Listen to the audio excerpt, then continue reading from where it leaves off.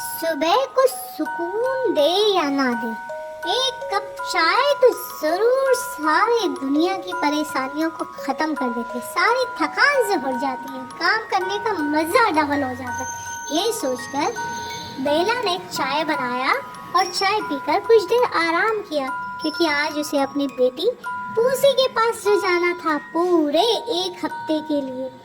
बस बेला सो करके उठी, उसने अपनी पैकिंग की और निकल पड़ी अपनी डेस्टिनेशन की ओर। लेकिन ये क्या हुआ, बेला जब तक स्टेशन पे पहुंचती उस बस अड्डे से बस तो निकल चुकी थी। बेला ने अब कैब ड्राइवर को कॉल किया तो कैब उसके लिए हाजिर हुई।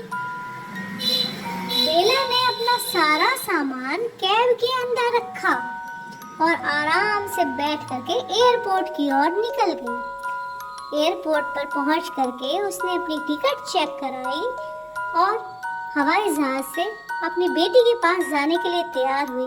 लेकिन जब वह डेस्टिनेशन पे पहुंची तो उसने देखा उसकी बेटी के बहुत सारे दोस्त उसे लेने के लिए आए हुए थे, परंतु पूसी खुद नहीं आई थी।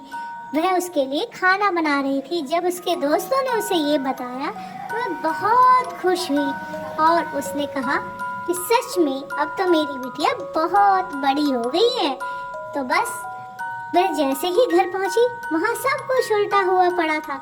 उसकी बिटिया ने आटा में गलती से पास में पड़े हुए एसिड को डाल दिया था, जिसकी वजह से उसका पूरा शरीर जल गया था। अब जल्दी से बेला ने उसे पानी में डुबोया, लेकिन उसकी जलन नहीं ठीक हो रही थी।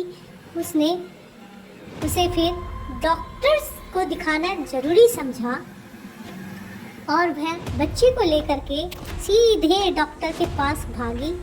और डॉक्टर के पास जाते हुए भी उसे इतनी जलन हो रही थी कि वह चिल्ला रही थी, उसे कुछ समझ नहीं आ रहा था क्या करे। डॉक्टरों ने उसका इलाज किया पर अब वह ठीक थी और सुरक्षित थी।